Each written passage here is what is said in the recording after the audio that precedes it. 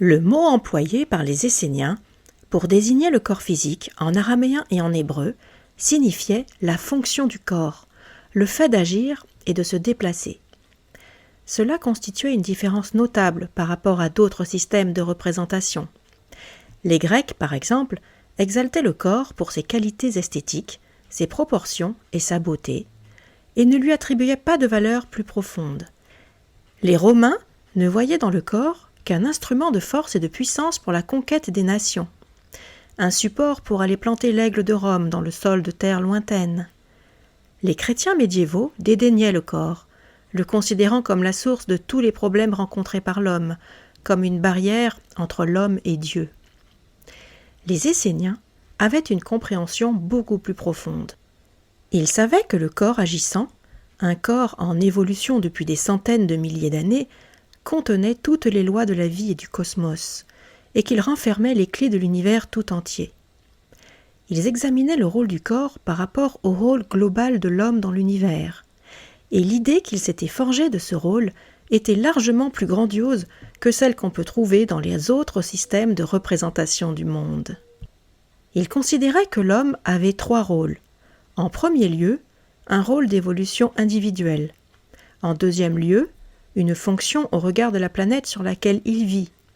Et en troisième lieu, un objectif en tant qu'unité du cosmos. Le corps agissant a son rôle à jouer dans chacun de ces 3 rôles. C'est un produit divin, créé par la loi pour un dessein du Créateur, nullement subordonné à quelque autre instrument de l'homme, ni à rien de ce qui est présent à l'univers. C'est un contenant dans l'expectative que l'homme fasse un usage conscient de ses énergies terrestres et spirituelles. Les Esséniens savaient que l'homme n'est pas un être isolé dans l'univers, mais qu'il est au contraire un être parmi d'autres êtres présents sur la Terre et sur d'autres planètes, et que tous ces êtres ont des corps agissants qui évoluent exactement comme celui de l'homme. Tous ces corps agissants sont donc reliés entre eux et interagissent les uns sur les autres. La santé corporelle et la vitalité de chaque individu est par conséquent primordiale à la fois pour lui-même et pour tous les autres êtres sur la Terre et sur toutes les autres planètes. Les pratiques quotidiennes des Esséniens dérivaient de cette conception dynamique et multiforme du corps agissant en tant que partie intégrale de l'univers tout entier.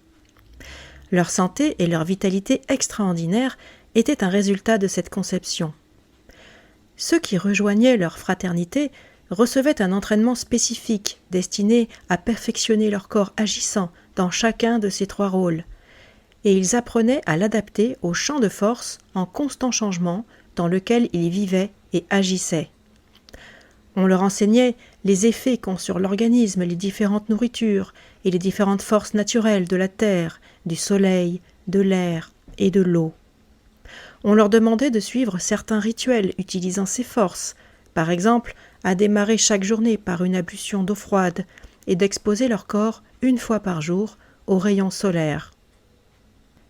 C'est à travers des expériences pratiques qu'ils apprenaient le pouvoir revitalisant de travailler dans les champs, les vergers et les jardins.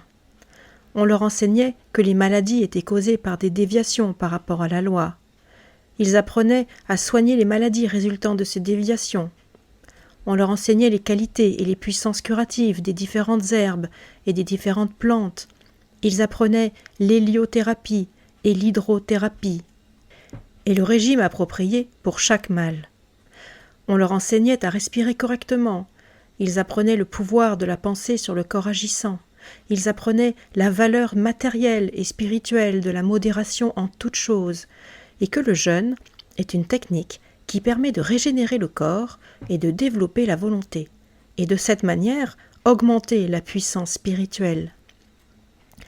Ces pratiques apportaient la paix et l'harmonie au corps agissant, mais jamais on y accordait une importance plus grande que la normale.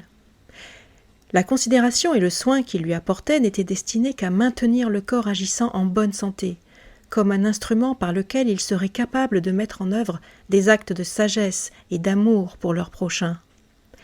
De cette manière, le corps agissant participait à l'évolution de l'individu, de la planète et du cosmos, permettant de ce fait à l'individu de devenir un co-créateur aux côtés de la loi et de Dieu. Voilà quelle était la première paix pratiquée par les Esséniens, la paix avec le corps.